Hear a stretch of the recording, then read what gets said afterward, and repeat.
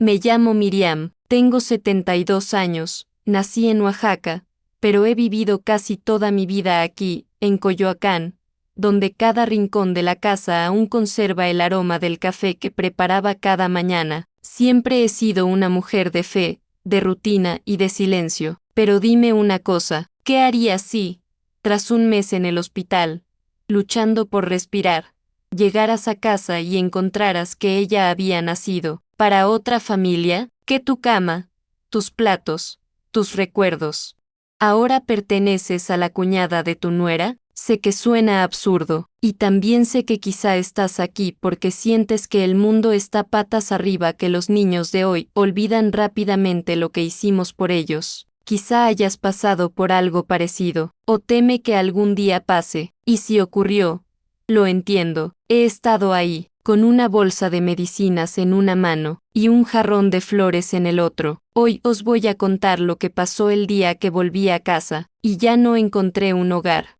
Porque hay historias que nadie cree, hasta que viva, y hay traiciones que solo la vejez puede perdonar. Pero antes de sumergirnos en el corazón de esta historia, necesito que sepas algo. No fue en el hospital donde sentí que me estaba muriendo. Estaba en la puerta de la casa. Todavía recuerdo mi mano temblando con la llave, y el sonido de la cerradura que ya no me reconocía. Allí, de pie con las flores marchitándose en sus brazos, vi a una mujer que nunca había visto sosteniendo mi llave, llamando a sus hijos a mi salón, mi sofá, mi cortina, mi hogar, y dentro, entre risas y voces fuertes, oí a uno de ellos gritar: «Cierra la puerta porque la anciana está mirando». Fui yo, la anciana, la señora de la casa, y allí, sin que nadie se diera cuenta, mi mundo terminó. Si estás aquí, quizá sea porque tú también te has sentido invisible así.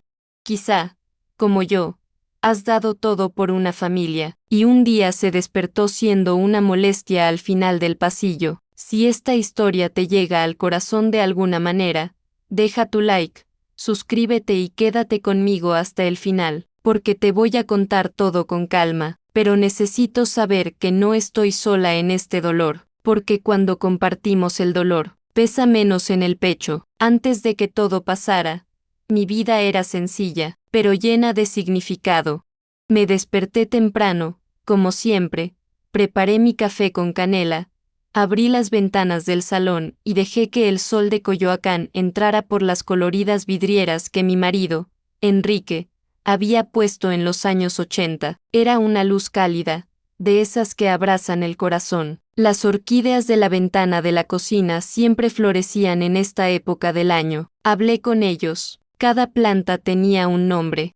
Y era allí, en la silla de mimbre de la terraza, donde me sentaba con mi delantal manchado y pensaba: qué suerte tengo de seguir aquí. Alejandro venía los sábados con los chicos, mis nietos corrían por la casa como si fueran dueños del mundo, y yo les dejaba hacerlo. Cocinaba pozole, pan de elote, a veces incluso chiles en nogada cuando decía que echaba de menos el sabor de la infancia. Karina vino con ella, por supuesto, pero siempre con esa mirada de alguien que nunca está tranquilo.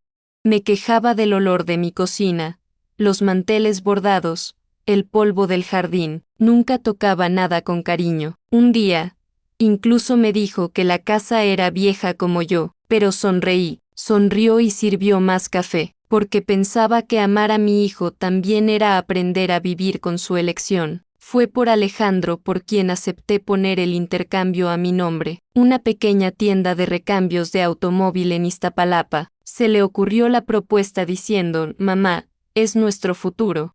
Y yo, como siempre, no dudé. Pasé noches leyendo contratos con lupa, fui al SAT para regularizar la documentación.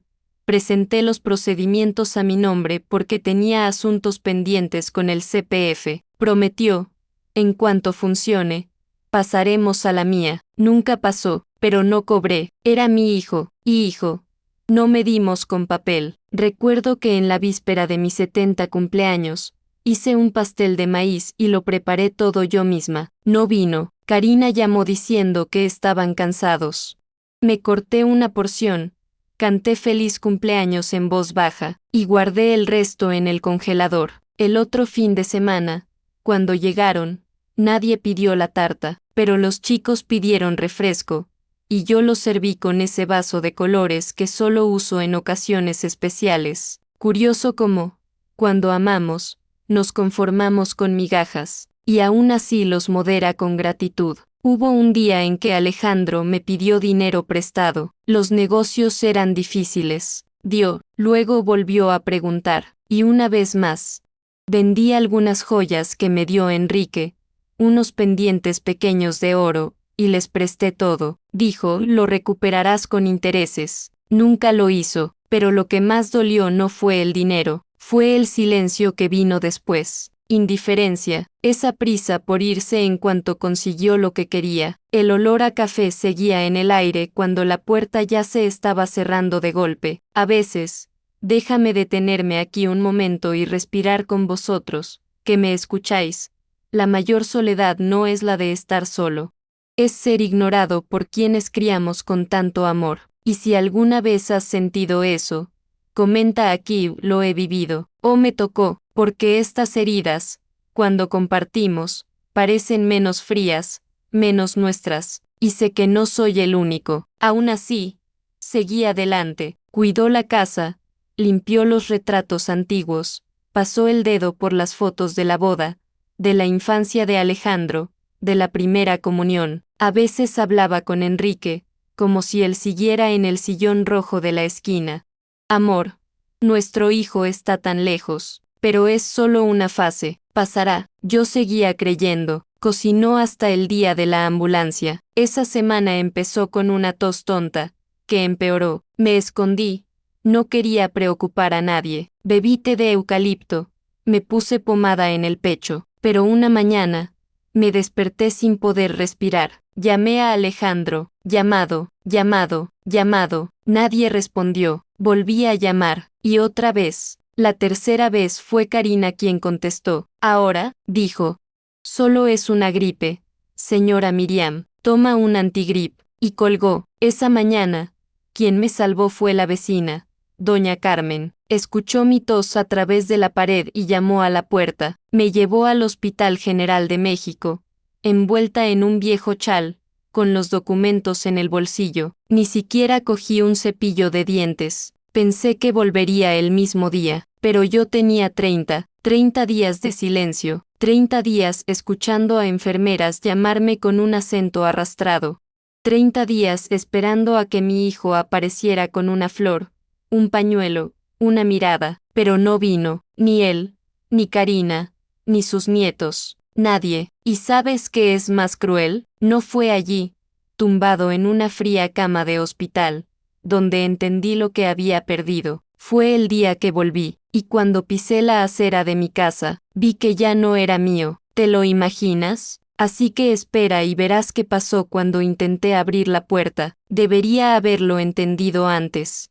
Los carteles estaban todos ahí, esparcidos por las esquinas de la casa como polvo que nadie limpia. Empezó con cosas pequeñas, casi imperceptibles. El incienso que encendía cada mañana en el salón para rezar, era motivo de queja. Este olor me da dolor de cabeza, dijo Karina, frunciendo el ceño como si sintiera algo podrido. Cambié el lugar, fui a quemarlo en el jardín trasero. Luego empezó a abrir las ventanas en cuanto apagaba la vela, como si Dios fuera una molestia, como si mi fe fuera un desastre. Los nietos, que solían correr por las habitaciones gritando «abuela, abuela», empezaron a preferir el móvil en el sofá, y poco a poco, dejaron de venir. Cuando llegaron, me recibieron con un beso en el aire, rápido, como si estuvieran obligados a hacerlo. Y Alejandro ya ni siquiera me miraba a los ojos. Pasó por la cocina con el móvil en la oreja,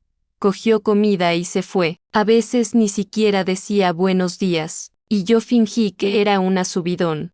Siempre ponía excusas para sus silencios. Me dije a mí misma, es el trabajo, es el estrés, él todavía me quiere, pero en el fondo, ya dolía. Pero cuando amamos demasiado, nos acostumbramos al desprecio en pequeñas dosis. Un día, escuché una conversación detrás de la puerta del baño, Karina hablando suave pero firme. Ya es hora de que esta casa esté en nuestro nombre, y Alejandro respondió algo que no pude oír en su totalidad. Solo una frase al final: encontraremos la manera. Mi cuerpo se quedó paralizado, pero no me aceptaron. Volví a mi habitación y me tumbé, miré al techo y me quedé allí, en silencio, intentando creer que había entendido mal, que era paranoia, que me estaba volviendo sensible con la edad. Dudamos de nuestro propio dolor, ¿sabes? Especialmente cuando viene de quien creamos. Pero un sentimiento empezó a crecer dentro de mí, una incomodidad sin nombre. Empecé a darme cuenta de que mi presencia me molestaba. Me miraban como si ocupara demasiado espacio, como si el sonido de mi voz alterara el entorno. Un día decidí tomar un almuerzo especial, como en los viejos tiempos. Compré todo con mi jubilación. Hice chile relleno, arroz con azafrán, tortillas calientes. Puse la mesa de forma preciosa, cogí los platos del armario de cristal. Llegaron tarde. Karina resopló al ver la mesa puesta. ¿Tanta comida? Va a arruinarlo todo. Los chicos pidieron hamburguesas a través de la app. Alejandro comió en silencio, mirando su móvil. Nadie la elogió, nadie le dio las gracias. Me lo comí solo después, con las sobras, y guardé el resto como si estuviera anhelando. Creo que ese fue el comienzo de mi duelo, pero aún no sabía qué. Simplemente sabía que algo se estaba muriendo. Un domingo, fui a ordenar el armario del pasillo y sexta una mochila grande, una de esas mochilas de viaje. Dentro había parte de mi ropa, suéteres, una sábana, mi chal favorito. Seguí mirando eso y pensé, ¿por qué están mis cosas aquí? Pero no pregunté. Lo volví a cerrar con llave, y fui a barrer el jardín. Una semana después, Karina me preguntó, ¿alguna vez has pensado en vivir con tu hermana en Puebla? Allí está más tranquilo, ¿verdad? Y sonreí con los ojos húmedos, porque en esa frase había una frase. Querían que me fuera, y aún así me preguntaba, ¿estoy estorbando? Es triste cuando nos convertimos en invitados dentro de nuestra propia casa, cuando nuestra existencia se convierte en exceso. Aún así, hacía todo: lavaba mi ropa, cocinaba, cuidaba las plantas. No costó trabajo, solo ocupaba espacio, y sin embargo, era demasiado. Pero yo seguía allí, porque no tenía a dónde ir, y porque, en el fondo, todavía pensaba que podía recuperar el afecto que se había perdido en el camino. No sabía que su plan ya estaba en marcha, solo lo supe después, cuando volví del hospital y encontré la llave cambiada. Pero antes de eso, hubo un amanecer que nunca olvidé, y es sobre ello lo que necesito contarte ahora, porque fue allí donde todo empezó a desmoronarse. ¿Quieres saber qué pasó esa noche? Entonces escúchame, porque hay un dolor que solo la oscuridad conoce. Era un amanecer seductor, uno de esos en los que el aire pesa sobre el pecho y el silencio de la casa parece aún más frío. Me desperté con un dolor en todo el cuerpo, una garganta ardiente y una tos que venía desde lo más profundo de mi alma. Sentí que el pecho se me apretaba, como si alguien se hubiera sentado encima de mí. Me levanté tambaleándome, apoyándome en las paredes. Fui a la cocina, abrí la nevera e intenté beber agua, pero no bajaba. El aire parecía ya no entrar. Me senté en el suelo y, con los dedos temblorosos, marqué el número de Alejandro. Llamó 3 veces hasta que contestaron. Era la voz de Karina, seca, sin una pizca de emoción. ¿Qué pasa ahora?, preguntó.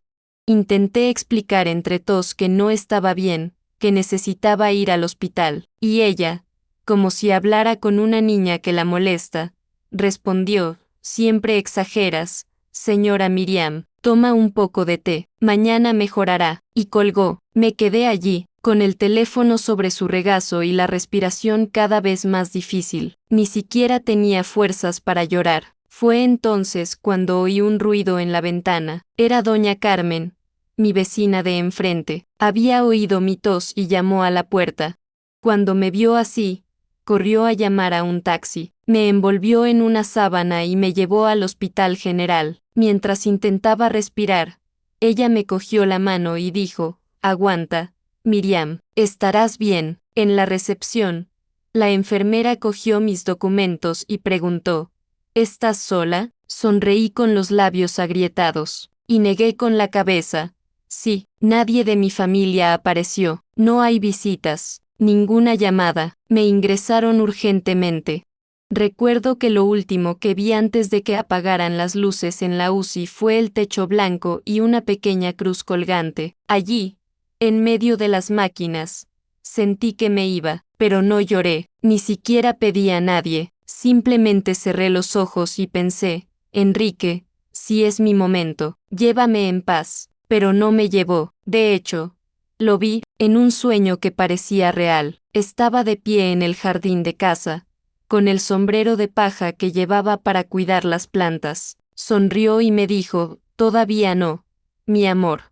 Todavía no. Me desperté 3 días después, con un tubo en la garganta y las manos atadas para no arrancarme el pelo. Estuve hospitalizado 30 días. 30, solo. La enfermera que más me cuidaba se llamaba Rogelio, un niño joven, con ojos amables. Un día, se sentó a mi lado y me preguntó, ¿tienes hijos? Dije que sí, uno, pero no podía decir nada más. En el fondo, ya sabía que algo había cambiado para siempre. Cuando por fin me dieron el alta, estaba débil, con voz ronca y huesos blandos. Pero mi corazón estaba más endurecido que nunca. Llamé a Alejandro de camino de vuelta. Llamé 1, 2, 3 veces. Nadie respondió. Envié un mensaje. Nada. En el asiento trasero del taxi, con la ventanilla abierta y el viento helado golpeando mi cara, pensé, ¿de verdad me hicieron la cama? Pero no tenía ni idea de lo que me esperaba, porque ya no era solo la cama que ya no era mía. Eso era todo, todo. ¿Te imaginas volver a casa y ser un intruso en tu propia casa? Pues escúchame, porque lo que pasó cuando llegué a la puerta fue incluso más cruel que todo el hospital. El taxi me dejó en la esquina de mi casa. La enfermera que me acompañó al hospital me ayudó a bajar, colocó las bolsas en mis manos y el jarrón de flores que había comprado en el puesto cerca del hospital. Eran margaritas, simples pero firmes, como siempre he sido. Le di las gracias con una sonrisa y caminé solo por la acera. Mis pasos seguían lentos, mi cuerpo débil, pero mi corazón, era más pesado que nunca. Cuando giré la calle, me sobresalté. La verja de mi casa habían sido cambiados. La madera oscura que Enrique había elegido, con nuestras iniciales grabadas, ya no estaba. En su lugar, una verja de hierro blanco, brillando al sol como si nunca me hubiera pertenecido. Tuve que parar, respirar hondo y apoyar la bolsa en la pierna. El jarrón de flores casi se me cae de la mano. En el jardín trasero vi juguetes que nunca había visto antes. Un palo de pogo, una bicicleta rosa, un carrito de muñecas. Las cortinas de la habitación habían cambiado. Eran florales, llamativas, con colores que nunca habría elegido. Mi corazón latía tan fuerte que pensé que me iba a desmayar. Miré la cerradura, la llave que llevaba conmigo más de 40 años. Ya no fui más. Me incliné. Lo intenté de nuevo. Me forcé. Me giré hacia un lado, hacia el otro, y nada.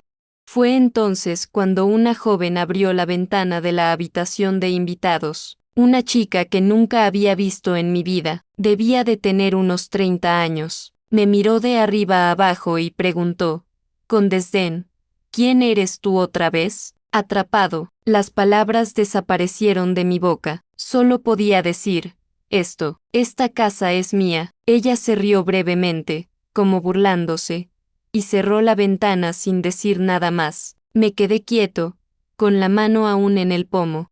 El sol me golpeaba la frente y temblaba de pies a cabeza. Me senté despacio en el escalón de la acera y me quedé allí, abrazando el jarrón de margaritas, como si fuera el que me sujetaba entero. Mis ojos empezaron a llorar, pero no dejé que la lágrima cayera. Todavía no. Esperado. 20 minutos, luego 20 más. hasta que apareció Alejandro, saliendo lentamente de la esquina, con el rostro pálido. Evitó mirarme fijamente. Cuando se acercó, solo dijo: pensábamos que no volviste.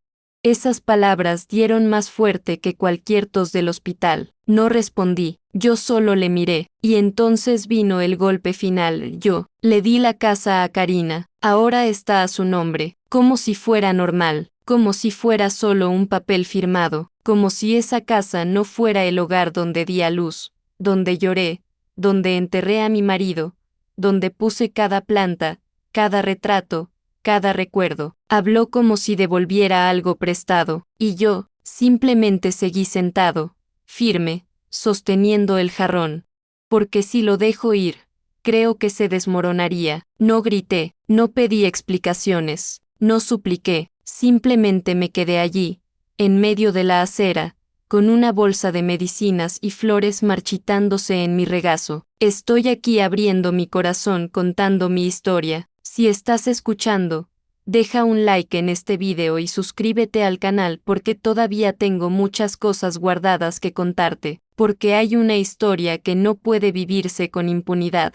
Y ni siquiera te he contado qué pasó cuando intentó encerrarme en la habitación de atrás. ¿Crees que te has quedado ahí? Así que escucha, porque fue en ese momento cuando empecé a ver lo que realmente pensaban de mí. Y entonces sí, comenzó mi cambio. Alejandro me ayudó a levantarme de la acera como alguien que levanta una caja vieja, con prisas, avergonzado, sin afecto.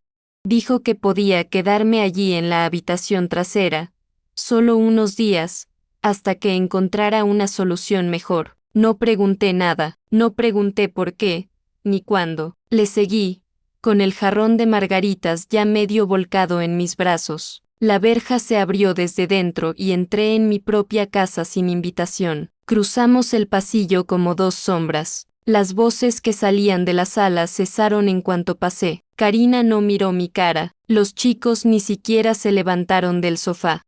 Me llevaron al fondo, a esa pequeña habitación donde antes estaban las herramientas de Enrique, las cajas de Navidad, algunas sillas rotas. Ahora era mi casa, un colchón fino en el suelo, una silla de plástico blanco, un cubo en la esquina, el olor a humedad le quemaba la nariz. Solo serán unos días, dijo. No respondí. Entré, puse mis cosas en una esquina y me senté despacio. La puerta quedó entreabierta, nadie volvió. Pasé la primera noche despierto, escuchando el sonido del desagüe goteando. Y, de fondo, risas. Cenaron, abrieron vino. Uno de los niños estaba poniendo música en su móvil. En ningún momento nadie llamó a la puerta. Al día siguiente, tomé mi medicación con agua del fregadero del retrete. Me quedé callada incluso por las toses. Pasé horas sentado en la silla, mirando al vacío, recordando las fiestas que una vez tuve allí. Recordé el día que pinté esa pared con Enrique, las navidades llenas de primos y niños, los cumpleaños en los que preparé todo sola con tanto amor.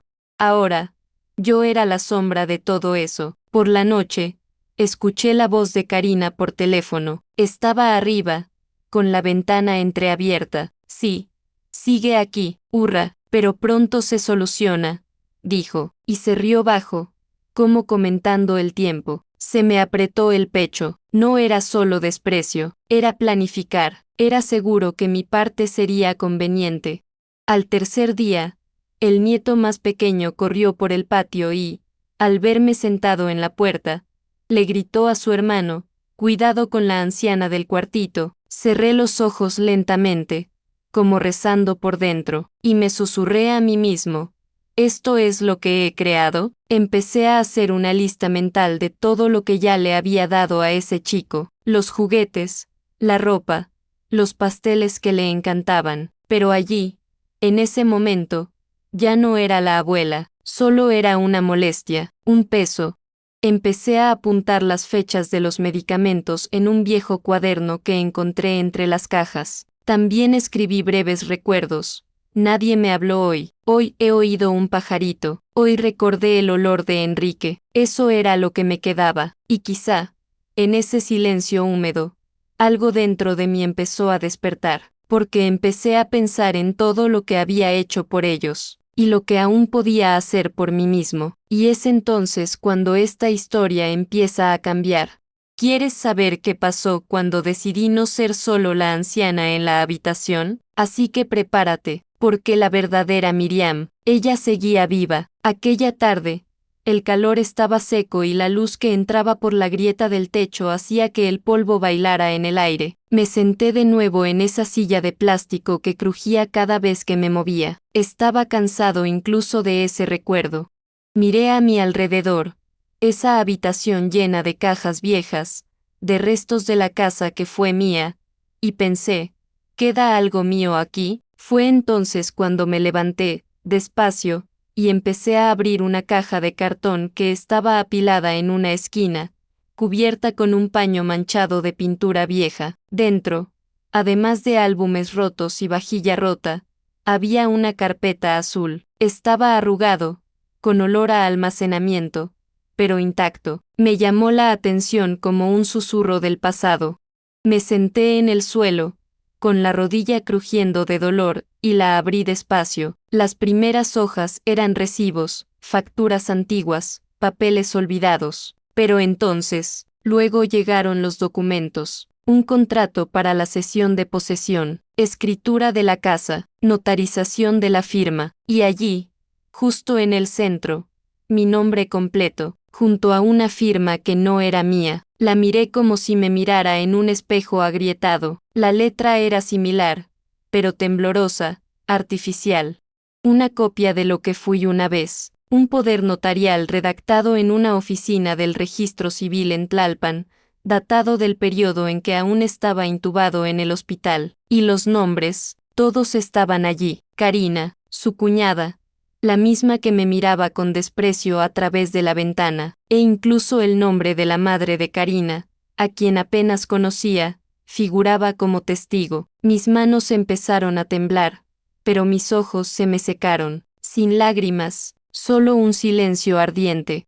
Cogí los papeles, los puse en mi regazo y me quedé allí. Ahí estaba la prueba, el documento que me lo arrebató todo, y la más cruel, estaba firmado con mi propia puña, falsificado. Respiré hondo, apoyé la cabeza en la pared y dije suavemente, incluso usaron mi mano contra mí. Fue allí donde nació la ira, no esa rabia fuerte, que grita, que se rompa. El mío vino como una brasa que se enciende por dentro, una rabia con un nombre, con cita, con dirección.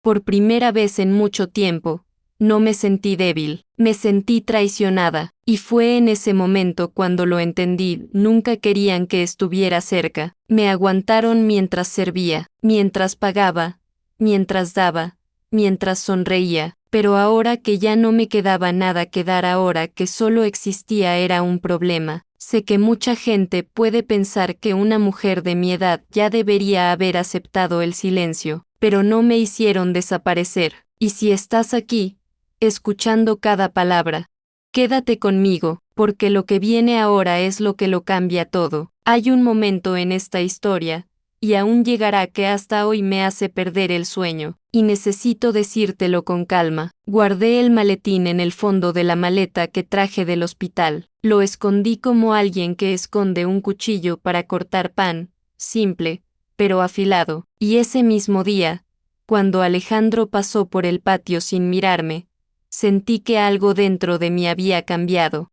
Esa mujer que él pensaba frágil, silenciosa, olvidada, me estaba despertando. No sabía cómo ni cuándo, pero iba a defenderme, a mi manera, con el peso de la verdad y la fuerza de quienes ya han enterrado amores, pero nunca enterraron dignidad. ¿Quieres saber qué hice con esos papeles? Ya verás, porque nadie, le quita la casa a una mujer que construyó cada ladrillo con sus propias manos, y se sale con la suya. Nací en Oaxaca, en una casa sencilla, con suelo de tierra y un tejado de chapa que chisporroteaba cuando el sol golpeaba. La vida allí era dura, pero tenía belleza. Las mañanas empezaban con el olor a pan de maíz y el sonido de las gallinas en el patio. Fue allí donde conocí a Enrique, en un baile en San Juan, cuando la gente aún bailaba de la mano y parecía larga. Nos casamos con un vestido prestado y la promesa de futuro.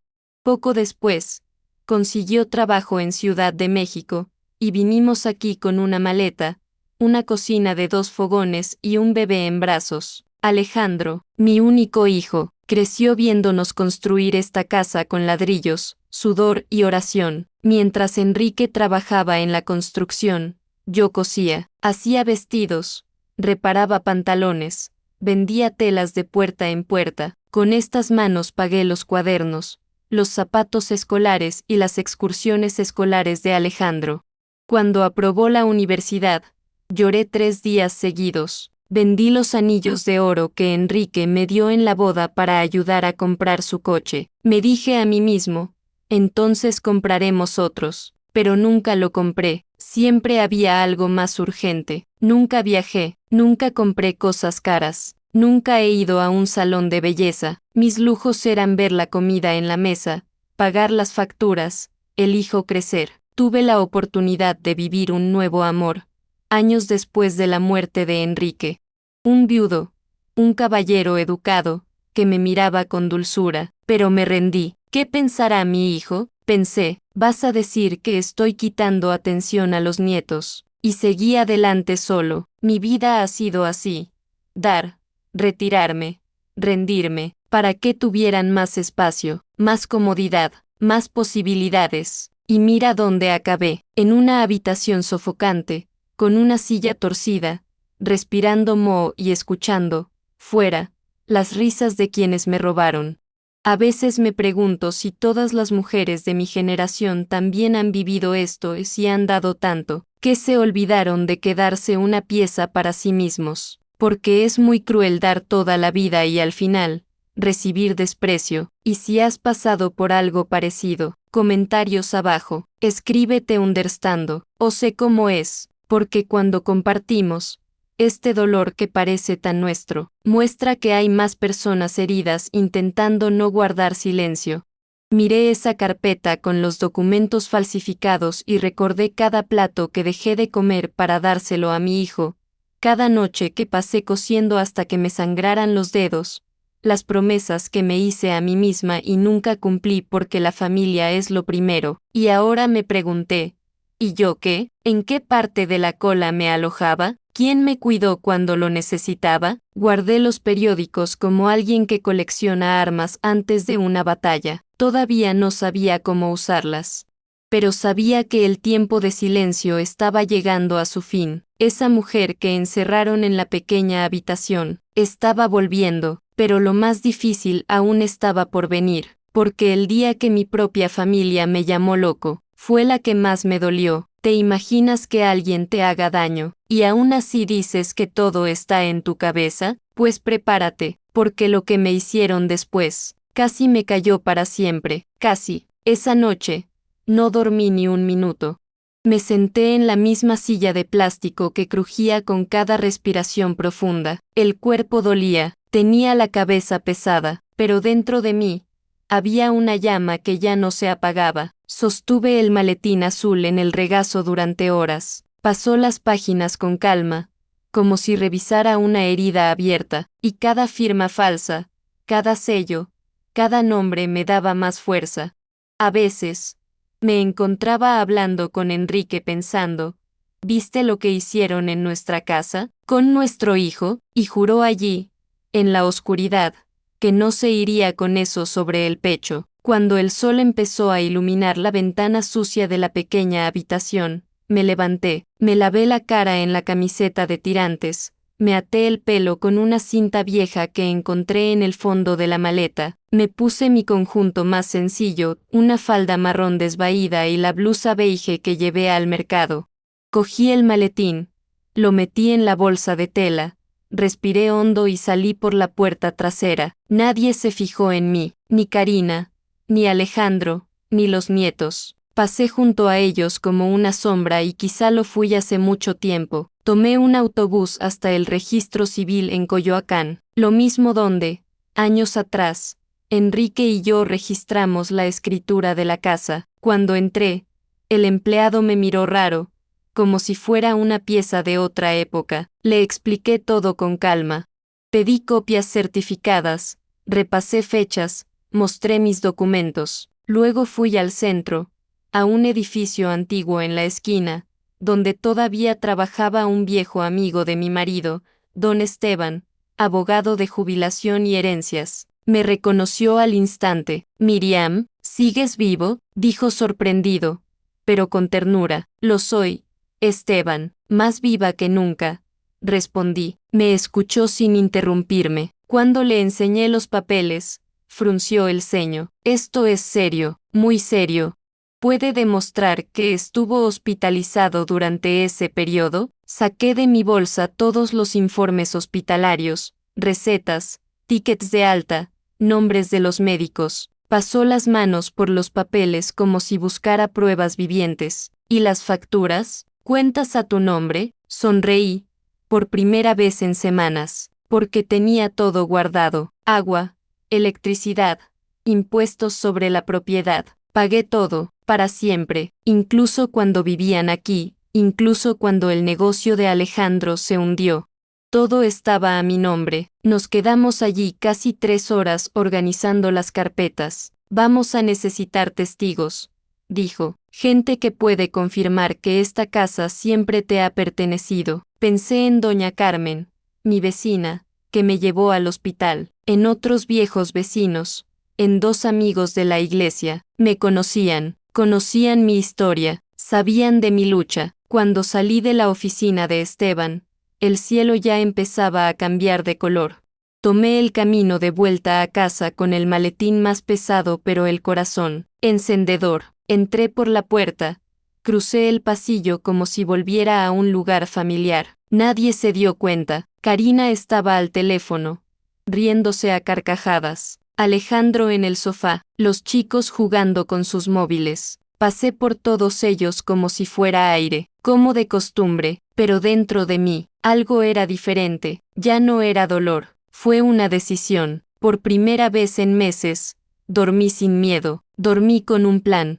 Y allí, en la oscuridad de la pequeña habitación, susurré para mí mismo, yo era el silencio. Ahora soy la sombra que observa, pero antes de cualquier queja, antes de cualquier proceso, necesitaba hacer una última cosa, algo que quizá ni siquiera imagines. Pero eso lo cambió todo. ¿Sabes guardar un secreto? Así que no te pierdas lo que viene después. Porque mi primera venganza era invisible y precisa. El día siguiente comenzó como todos los demás, con pasos ligeros en el pasillo y ojos que fingían no verme, pero el miedo ya no vivía dentro de mí, el dolor seguía ahí, sí, como una piedra fría en el estómago, pero con cada nuevo paso que daba en silencio, ella parecía más pequeña, y fue con esa calma, la calma de alguien que ya lo ha perdido todo y por tanto ya no tiene prisa, que empecé a actuar. Por la mañana, me fui con un viejo cuaderno de funda azul y un bolígrafo que apenas escribía. Fui a la biblioteca municipal, la que está en la esquina de la calle Fernández Leal, muy cerca de la plaza donde solíamos llevar a Alejandro cuando era pequeño. Nadie me preguntó nada. Entré, elegí una mesa en la esquina y pedí ayuda a la bibliotecaria para encontrar libros sobre herencias, propiedades, transferencias de bienes. Pasé horas allí, leyendo despacio, copiando artículos, marcando páginas con trozos de papel de pan. Descubrí cosas que me dejaron en silencio durante varios minutos. La casa, que pertenecía a Enrique y pasó directamente a mí, nunca fue legalmente entregada a Alejandro. Yo era el único titular, y la transferencia realizada durante mi hospitalización fue legalmente nula y sin efecto. Aún más, la falsificación de mi firma, usada para mover la propiedad, fue un delito, y serio. Salí de allí con las piernas blandas, pero mi corazón, firme. Fui directamente a la oficina de Esteban, sí, ese amigo de Enrique, el abogado. Llegué con el cuaderno en la mano y los ojos brillantes de alguien que por fin entendía el juego. Me escuchó atentamente, leyó las notas, confirmó los artículos y dijo con la seriedad que solo los ancianos saben usar: Dona Miriam, tienes razón, La ley está de tu lado. Pidió reunir los documentos en los días siguientes y que empezaríamos el proceso de falsificación de documentos y uso indebido del poder notarial. Va a ir despacio, dijo. Habrá audiencia, experiencia. Espera. Le miré con una pequeña sonrisa y le dije, he esperado toda mi vida, puedo esperar un poco más. Y allí, en esa habitación llena de libros y el olor a papel viejo, sentí algo que no sentía en meses, dignidad, la que me quitaron poco a poco, con sonrisas falsas, a puerta cerrada, en frases dichas en la oscuridad. Ahora volvía, por mis manos, por mi voluntad, volví a casa con pasos tranquilos. Me crucé con Karina en la cocina y solo le deseé buenas noches. Murmuró algo que no entendí. Alejandro estaba en el balcón, mirando su móvil. Ni siquiera levantó la vista. Nadie se dio cuenta. Nadie vio que la anciana de la pequeña habitación había regresado de la calle con un plan bajo el brazo. Y así es como se gana, cuando el enemigo cree que sigues de rodillas, pero ya estás de pie. Si esta parte de mi vida puede convertirse en un espejo o un abrazo para alguien, ¿me ayudará a seguir adelante? Dale like y suscríbete al canal. Marca más diferencia de la que crees, porque hay mucha gente escondida en una pequeña habitación ahí fuera, pensando que ya no tienen voz. Me senté en la silla de plástico con el cuaderno en el regazo. Por primera vez, cerré los ojos y pude dormir. Pero mi descanso fue breve, porque 2 días después, recibí una visita inesperada, y con ello, llegó el principio del fin. 2 días después de esa visita a la oficina de Esteban, volví a casa con el corazón más ligero, pero con la mente llena. Sabía que íbamos por buen camino, pero algo dentro de mí me decía que aún faltaba una pieza, una prueba que acabaría con cualquier discusión. Al día siguiente, me levanté temprano, tomé un café flojo con pan duro y fui directamente al salón. Sí, me permití entrar, cuando no había nadie. Esa casa seguía siendo mía, y por primera vez en mucho tiempo, entré sin pedir permiso. Fui a la estantería, donde guardábamos documentos antiguos, fotos y recuerdos. Miré estantería por estantería, saqué sobres, cuadernos de cuentas, álbumes de bodas, hasta que mis ojos se posaron en una Biblia antigua, de esas que están olvidadas y polvorientas, pero que nadie tiene el valor de tirar. Era la Biblia de Enrique. Cuando murió, guardé allí todo lo que era importante para él. La abrí con cuidado. Las páginas estaban amarillentas, con marcas de bolígrafo, pétalos secos, una foto nuestra de jóvenes, abrazados en un campo de maíz, y allí, doblado entre Levítico y los Salmos, había un papel arrugado, un recibo. Su corazón latía más rápido. Me senté lentamente en el suelo del salón, extendí el papel con ambas manos y leí con calma: adquisición de bienes inmuebles, cantidad pagada con el seguro de vida de Enrique Domínguez, beneficiaria, Miriam Ramos de Domínguez. Ni siquiera podía respirar bien. El puesto era oficial, anotado, estampillado, con fecha y número de protocolo. Esa casa se había comprado enteramente con el dinero del seguro de Enrique, y el nombre de la última línea, en mayúsculas firmes, era mío, no la de Alejandro, no Karina, ni de su madre, ni de su hermana. Era mío, solo mío, como si el propio Enrique, con la calma que siempre tuvo, lo hubiera dejado allí a propósito, para encontrarlo en el momento adecuado. Fuiste tú, Enrique. ¿Quién lo dejó aquí?, susurré, con los ojos llorosos. En ese instante, sentí como si él seguía conmigo, como si su presencia aún viviera dentro de esos muros que ambos levantamos con tanta esperanza. Llevé el documento directamente a Esteban. Cuando lo leyó, frunció el ceño, giró el papel de un lado a otro y dijo: con esto, no hay más discusión. Eso pone fin a cualquier acusación. No solo esta casa era su, nunca dejó de serlo.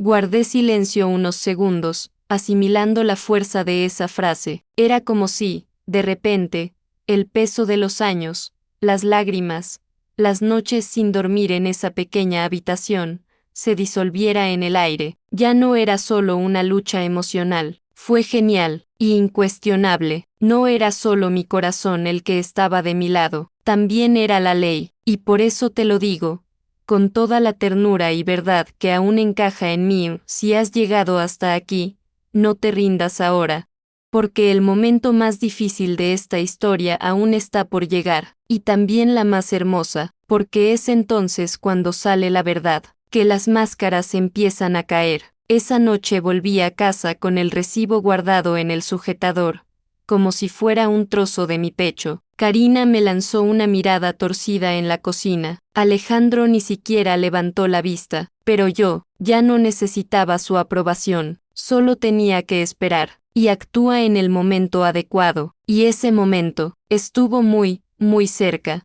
¿Te imaginas lo que ocurre cuando la verdad llama a la puerta de quien miente? Eso es todo, eso fue lo que vino después. Y nadie estaba preparado. Elegí la panadería La Flor de Córdoba a propósito. Fue allí donde llevé a Alejandro por primera vez a comer un pan de elote cuando aún llevaba el uniforme de primaria y dijo que quería ser bombero. Recuerdo que se ensució con azúcar y se rió tanto que sollozó. Estos detalles, no desaparezcas.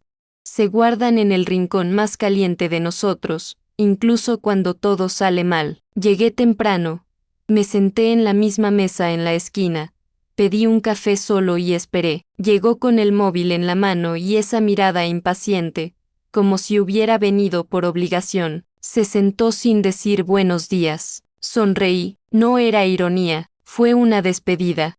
Sabías que esta casa nunca fue tuya, ¿verdad? Pregunté con calma, mirándole directamente a los ojos, como hacía cuando era niño y escondía los juguetes rotos detrás del sofá. Se atragantó un poco, intentó disimularlo, dijo que pensaba que era nuestro, de la familia, que Karina se encargaba de todo, que solo había firmado lo que ella pidió. ¿No lo sabías, Alejandro? Repetí, apartó la mirada. Así que abrí la bolsa y coloqué, justo en el centro de la mesa, 2 copias plastificadas, el recibo del seguro de vida de Enrique y la escritura con mi nombre. La mesa quedó en silencio, solo el ruido de su taza temblando en el platillo. Usaste mi nombre, y ahora, oiréis mi silencio trabajando. Me miró como si no me reconociera, y quizá no lo reconocí, porque la madre que conocía era la que pasaba la tela, la que lo olvidaba todo, la que fingía no escuchar. El que estaba allí ahora era otro. Te estás volviendo loca, mamá, dijo, en voz baja, con voz entrecortada. Sonreí de nuevo, cogí mi copia de vuelta, la doblé despacio y la metí en mi bolsa. Me levanté, fui al mostrador, pagué la cuenta y me fui sin mirar atrás, pero sé que se quedó allí, mirando la silla vacía, escuchando el platillo balancearse al ritmo del miedo, porque lo peor para quienes engañan es ver a la víctima levantarse en silencio. Caminé por las calles de Coyoacán como si volviera a casa tras años en la oscuridad. Respiré el olor de los árboles, escuché claxones de coches y me sentí vivo de una forma que no sentía en mucho tiempo. Y allí, en medio de ese movimiento en la ciudad, tuve un descanso, una de esas pausas que llegan sin aviso, como si la memoria nos tirara del brazo. Recordaba al pequeño Alejandro, Enrique riendo en el jardín, los domingos por la tarde con pan dulce y música en el tocadiscos. Y me dio un nudo en la garganta, porque el mismo recuerdo que me reviene, también corta. A veces, lo que más duele no es lo que perdimos, sino lo que era demasiado hermoso para olvidarlo. Tiene recuerdos que nunca pasan de moda, incluso cuando todo a su alrededor ya se ha derrumbado. Si me estás escuchando ahora mismo y tienes un recuerdo así que todavía duele, pero que guardas con cariño, compártelo aquí en los comentarios. Solo escribe una frase, un recuerdo, un olor que queda. Porque a veces, compartir recuerdos es como encender una vela en un lugar oscuro. Y aún tengo más que contarte, porque después de ese café, lo que vino fue una tormenta, y no todos estaban preparados para enfrentarse a lo que el silencio de la anciana estaba a punto de revelar. Fue en un lunes nublado cuando el silencio terminó para siempre. Llamé a la puerta de la cocina con una carta en la mano, y cuando Karina la abrió, le entregué el sobre con el sello del Tribunal de Justicia del Distrito Federal. Leyó la primera línea y empezó a gritar. ¿Qué es esto? ¿Qué es este juego? Señora Miriam, gritó, con los ojos desorbitados y las manos temblorosas. No respondí, solo dijo, el alguacil viene mañana. Esta casa está en litigio. Cualquier ocupación o modificación puede considerarse invasión. Era como encender gasolina. Tiró la tarjeta al suelo, golpeó la mesa, llamó a Alejandro gritando. Vino corriendo, con una camiseta arrugada y una expresión aterrorizada. Tomó el documento y, al leer los primeros párrafos, estaba furioso. Mamá, podemos hablar, por favor, y vamos a resolver esto en familia. Familia, al fin y al cabo, dijo familia, después de la pequeña habitación, el abandono en el hospital, las mentiras, la humillación. Ahora escúchame. Pero ya es demasiado tarde, dije, con una voz que ni yo reconocía, una voz que ya no temblaba. Intentaron seguirme, pero no les quedaba ningún sitio. Había bloqueado todos los contactos. Cambié mi número. Le pedí a Esteban que se encargara urgentemente del cambio de posición inicial. En pocos días, la escritura volvió a mi nombre, tranquilo, limpio, sin oposición. No grité, no luché, no lloré. Hice todo con la misma paciencia que he tenido toda mi vida, pero esta vez, por mí. Cuando llegaron los alguaciles, fui yo quien abrió la puerta. Les saludaron con respeto, les mostraron los documentos y fueron directos al grano. Karina intentó grabar, intentó detenerlo, gritó a los vecinos diciendo que era absurdo, pero los hombres uniformados estaban allí para cumplir una orden judicial. 15 días para desalojar la propiedad, sin excepciones. La casa, que antes me echaba de casa, ahora los echó a ellos. No toqué nada, no subí ningún escalón, no entré en las habitaciones. Me senté en el banco del parque, con mi cuaderno azul sobre las piernas, observando, y en ese momento entendí una cosa: hay dolores que no se vengan con ira, vengaos con firmeza, con la ley, con verdad. La sala trasera fue vaciada primero, no por mí, pero para ellos. Recogieron todo en bolsas de plástico, cajas, bolsos, mientras los vecinos asomaban la cabeza por las cortinas. La madre de Karina lloró en voz alta, diciendo que era una injusticia. Su hermana maldijo en voz baja, como si supiera que había perdido. Y Alejandro, bueno, Alejandro me miró una última vez antes de subirse al coche, pero aparté la mirada, porque hay gestos que ya no merecen respuesta, solo el peso del silencio. Pero incluso con la casa casi vacía, con el proceso en marcha, con la justicia de mi lado, algo seguía preocupándome, una pregunta, una presencia, un susurro que me acompañó a través de las paredes de la casa. Y fue entonces cuando entré sola en la antigua habitación de Alejandro, que había encontrado algo que lo cambiaría todo. Otra vez, ¿crees que incluso los objetos tienen voz? Porque lo que encontré en ese cajón parecía una disculpa, o un grito antiguo intentando hacerse oír. Y escuché, cuando la noticia de la orden judicial se difundió por el barrio, el mundo de Karina y Alejandro empezó a desmoronarse tan rápido como intentaron borrar el mío. Las redes sociales de Karina estaban llenas de indirectas, frases como hay abuelos que olvidan que la casa es la herencia de sus nietos o la injusticia tiene nombre y apellido aparecían en Facebook, siempre acompañadas de fotos familiares antiguas, como si esto pudiera borrar los papeles, las firmas falsificadas, los años de desprecio. Pero no respondí, no escribí ni una línea, no devolví ninguna puñalada. El silencio, ese viejo compañero, era ahora mi mejor defensa. Alejandro probó otro camino. Fue a Puebla, a casa de mi hermana pequeña, Rosa, diciendo que yo estaba confundida, que necesitaba ayuda, que la familia debería reunirse para resolverlo. Pero Rosa, que me visitó cuando nadie venía, le miró a los ojos y dijo: no sabes lo que es resolver. ¿Quién resuelve, no abandona? Incluso mis sobrinos, que crecieron escuchando a Alejandro llamar el Hijo de Oro, ya lo habían entendido, porque la verdad tiene una forma silenciosa de propagarse. No grita, pero sí lo hace, e incluso los vecinos, que antes eran neutrales, ahora comentaban en las aceras, ella era la dueña. Usaron su debilidad. En una noche de lluvia fina, casi fría, escuché golpes en la puerta. El timbre no sonó, sabía que el sonido del timbre me molestaba el pecho débil. Abrí la cortina del salón despacio, sin encender la luz. Era Alejandro, mojado, tambaleante, con ojos rojos. Tenía una botella de plástico en la mano y la voz arrastrada. Mamá, cometí un error. Perdóname, Karina, la presión. Yo solo quería protegerte, te lo juro. Dijo eso mirando al suelo. Me quedé allí, sujetando la cortina con una mano temblorosa. Vi al mismo niño que un día lloró porque perdió su juguete en la feria, ahora llorando por algo que destruyó con sus propias manos. Solo que esta vez, no lo recogí. Simplemente solté la cortina poco a poco, y cerré la ventana. Se quedó allí unos minutos más, golpeando suavemente la madera, como si aún esperara un gesto.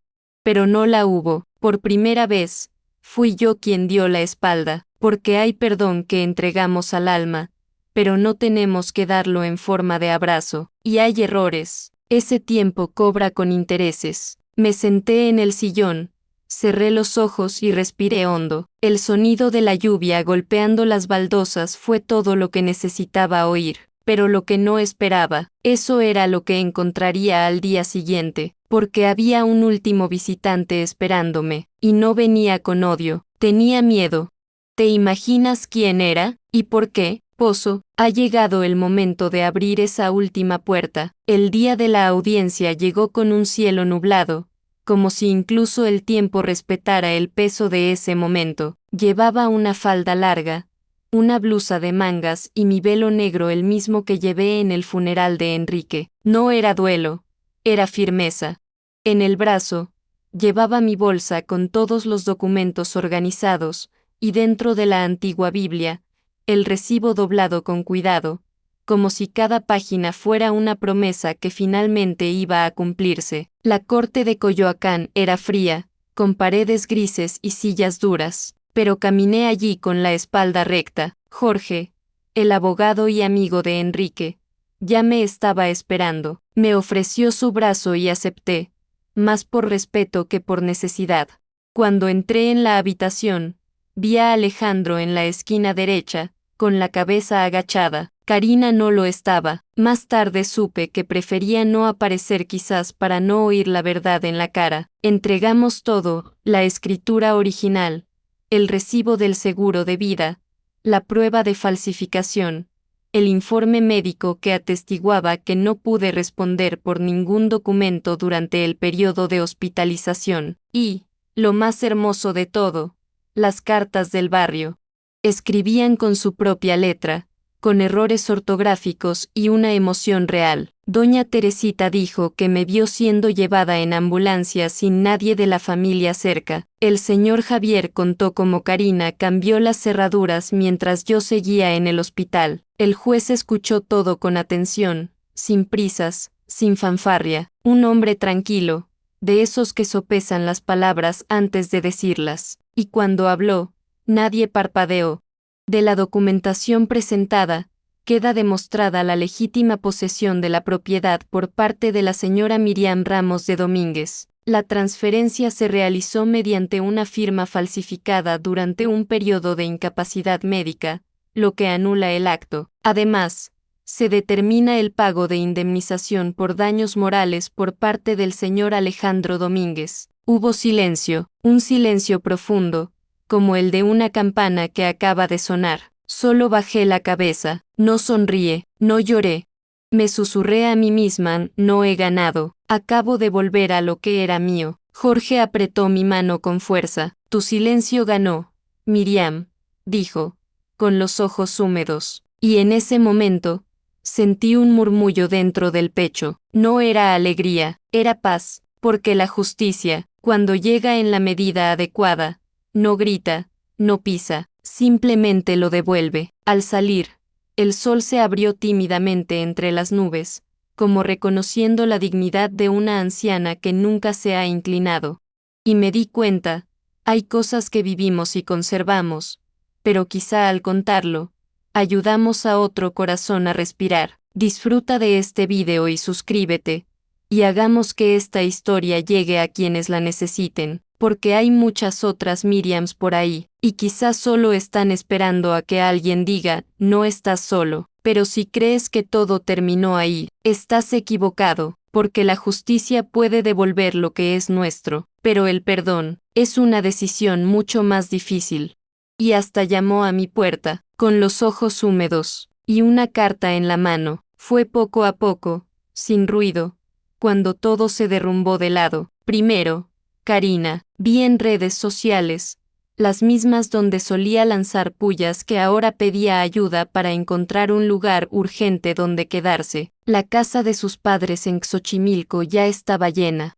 Su hermana, que un día tuvo la llave de mi casa en la puerta, comentó ahora en tono vago sobre el peso de dar la bienvenida a quienes no saben cómo agradecerte. Sus palabras empezaron a desvanecerse como el eco de un grito antiguo, y yo, simplemente regué mis orquídeas, una a una, como hacía antes. Florecieron de nuevo como si hubieran esperado el silencio adecuado para renacer. Alejandro, a su vez, intentó sujetar el taller con uñas y dientes. Pero la verdad, una vez más, tiene su propia forma de llegar. El CNPJ del taller estaba a mi nombre, lo hice hace años, cuando dijo que era solo por un tiempo, solo hasta que se resuelva el papeleo. Cuando se resolvió el proceso de la casa, Jorge me aconsejó, también retira los permisos comerciales. Es lo correcto. Lo hice sin odio, simplemente lo hice. En poco tiempo, recibió la notificación. El taller no podía operar con documentación inválida.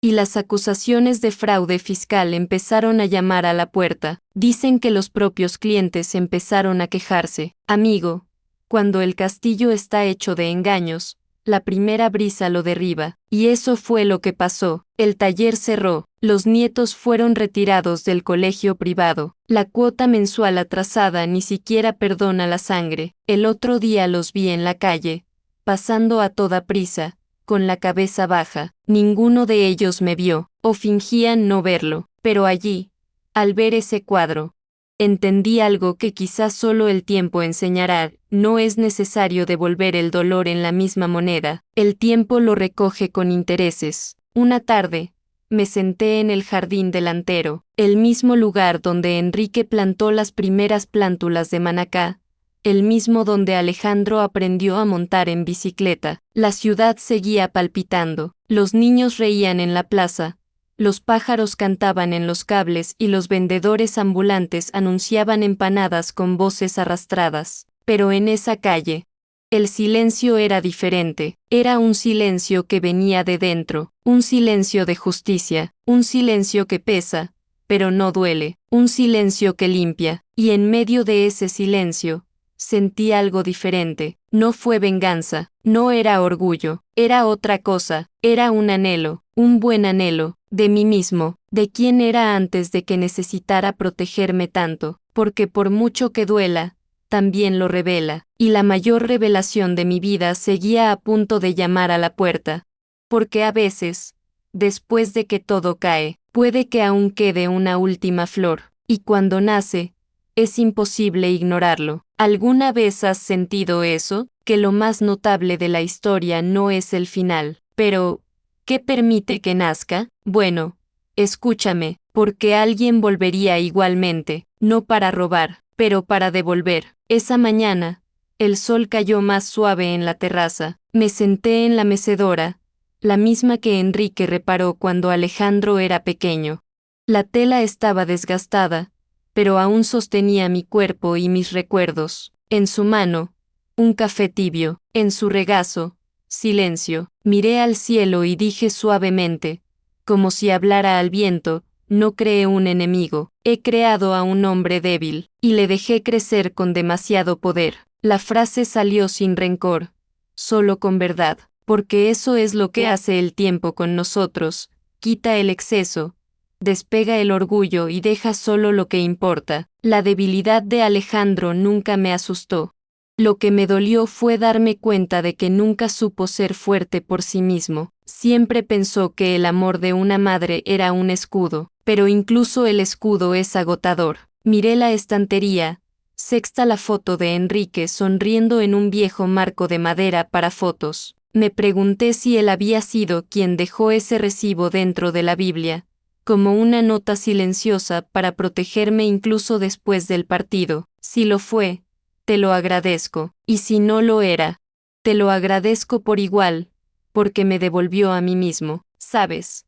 Sigo queriendo a Alejandro, pero ahora entiendo que el amor también es saber decir basta, no con gritos, sino con presencia, no con ira, sino con límites. Hoy en día, cocino solo para mí. Me gusta hacer arroz con canela, como hacía mi madre en Oaxaca. Planto mis especias en el porche, albahaca, cilantro, menta. Escucho Radio AM, especialmente cuando hay bolero puesto, y leo novelas antiguas, esas que hablan de amores imposibles y cartas ocultas. El tiempo cura, sí, pero no es así, y aprendí a aceptarlo. Llevo mis dolores como alguien que lleva una colcha vieja, hay un parche, hay un agujero, pero aún así se calienta, y hay días en los que incluso olvido lo que perdí, porque en el fondo, lo que gané fue algo más grande. Me he ganado el derecho a existir de nuevo, sentarme en esta terraza con la cabeza bien alta, mirar hacia adentro sin vergüenza. Y cuando llega la noche, enciendo una vela cerca de la ventana, solo para encenderla desde dentro. Pero esa tarde, algo me decía que no estaba solo. Una sombra cruzó la puerta, pasos vacilantes, voz temblorosa, un sobre en la mano. Es una petición que nunca esperé oír. ¿Tienes idea de lo que ponía esa carta? Pues prepara tu corazón, porque la última página de esta historia todavía puede sorprender. Después de que esa carta se fue en la puerta, que aún te contaré, algo se asentó en mí. No era perdón ni reconciliación, era solo la confirmación de que todo había seguido el curso correcto, y con el corazón más ligero, por fin empecé a mover la casa. Quité los muebles que me ataban al pasado, ese sofá gastado donde Alejandro veía la televisión boca abajo, el armario que Karina seguía diciendo que era cutre, la gran mesa que estaba vacía la Navidad pasada. Todo salió poco a poco, con el mismo silencio con el que entraron un día. Pinté las paredes de azul claro, el color que siempre imaginé pero nunca me atreví a elegir. Y un sábado por la tarde, cuando volvía del mercado, vi a un perro delgado intentando alcanzar una tortilla que estaba en la acera. Me miró con esos ojos de alguien que ha visto lo peor, y lo entendí. Lo he metido dentro. Me bañé. Nombré, largo, porque llegó justo cuando el tiempo empezaba a tener sentido de nuevo. Y ya sabes, cuidarle era como cuidarme a mí. Cada mañana paseamos por la plaza, yo con mi sombrero de ala ancha, él con la lengua afuera. Los niños de la calle ya me llaman Doña Miri, e incluso se sientan conmigo en los bancos para escuchar viejas historias de cuando todo esto aquí era monte. El otro día, uno de ellos me preguntó, ¿te da pena vivir solo? Sonreí y dije, el solo es cuando nos abandonamos. Me he reencontrado a mí mismo, a veces todavía lo echo de menos, por el olor del café hecho por otra persona, el ruido de la casa llena, pero la verdad es que la paz también hace ruido, solo que es un buen ruido, y fue con esta paz que empecé a escribir cartas. Cartas a mujeres como yo, cartas que dejo en centros comunitarios, en iglesias, en colas en centros de salud, cartas que dicen, no estás solo, no estás loco, sigues siendo dueño de tu historia. Uno de ellos me contestó, una dama de Tláhuac, dijo que, después de leer mi carta, pidió el divorcio. Dijo que por primera vez en años, durmió con la puerta del dormitorio cerrada y sin miedo. Estas respuestas valen más que cualquier disculpa tardía, porque cada mujer que se levanta, me empuja un poco más hacia adelante también. La vida, hijo mío, es así, a veces empuja, a veces devuelve algo, y el mío me devolvió lo más preciado, horas, tiempo. El perro yace a mi lado mientras leo mis viejas novelas. El balcón huele a menta, la radio pone boleros bajos. Y la habitación, la misma donde antes me escondían, ahora es una biblioteca, donde antes había una caja y un molde, ahora hay poesía y luz. El tiempo no ha vuelto, pero lo estaba de nuevo, y eso, nadie más me lo quita, pero quizá aún quieres saber qué había en esa carta que dejaron en la puerta, ¿verdad, Pozo? La abrí, y hice algo que nunca pensé que haría. ¿Quieres saber qué era? Así que quédate conmigo, porque la última parte de esta historia aún tiene un gesto inesperado. La carta fue escrita con prisas, pero con culpa. Alejandro dijo que ya no dormía bien, que Karina se fue con los chicos, que pensaba en mí cada vez que pasaba frente a una iglesia. Dijo que si pudiera volver atrás en el tiempo, me habría llevado él mismo al hospital, y allí, entre tantas palabras torcidas, llegó la petición: ¿aún puedes perdonarme? Mamá, lo leí y dejé el papel sobre la mesa. No lloré, ni siquiera sonríe. Simplemente cerré los ojos y sentí el viento entrando por la ventana recién pintada. No respondí, pero dentro de mí, algo se calmó, porque a veces, el perdón no necesita ser dicho, solo necesita sentirse. Desde entonces, nunca más le he vuelto, pero supe que consiguió un trabajo fuera de la ciudad, y si algún día llaman a mi puerta, quizá te ofrezca un café, quizás. Hoy sigo regando mis orquídeas, con tiempo siempre detrás de mí. Volví a cocinar con entusiasmo, volví a escucharme a mí mismo. Volví en mí, y descubrí que la soledad, cuando se elige, es libertad. Di todo lo que tenía, incluso lo que no podían ver. Me lo quitaron todo, pero olvidaron lo esencial, mi valor. Y valor, querida, no se le quita a nadie. Pensaban que solo era una anciana, pero yo era la base, y sin mí, todo se vino abajo. La mayor lección que me dejó esta historia es que no podemos desaparecer dentro de los demás, que amar no es borrarse a uno mismo, amar es ser entero, con límites, con verdad, con dignidad. Puede que pase el tiempo, la belleza puede desaparecer, pero el respeto debe mantenerse, y si no lo hace, nos levantamos y vamos a buscarlo. Estoy aquí, y si te has quedado conmigo hasta ahora, te lo agradezco de todo corazón. No te imaginas cuánto me fortalece esta escucha. Lo que te gusta es como un abrazo cálido que me dice: estoy aquí contigo, Doña Miri, y tu suscripción al canal. Esto es como una invitación a volver aquí otro día, para otro café, otra conversación, otro trozo de vida que compartimos y compartimos. Dime en los comentarios en qué ciudad me ves. Hagamos que este jardín se convierta en una plaza, este canal en un círculo de conversación, este video en una empresa para quienes lo necesiten. Y activa la campana. ¿Ves? Así no pierdes cuando vuelvas a preparar el café. No te vayas todavía. Escucha la próxima historia real que aparecerá en pantalla. Recuerda siempre, cada detalle cuenta una historia, y cada historia tiene una fortaleza. Mira el siguiente video aquí en el canal con otra historia increíble.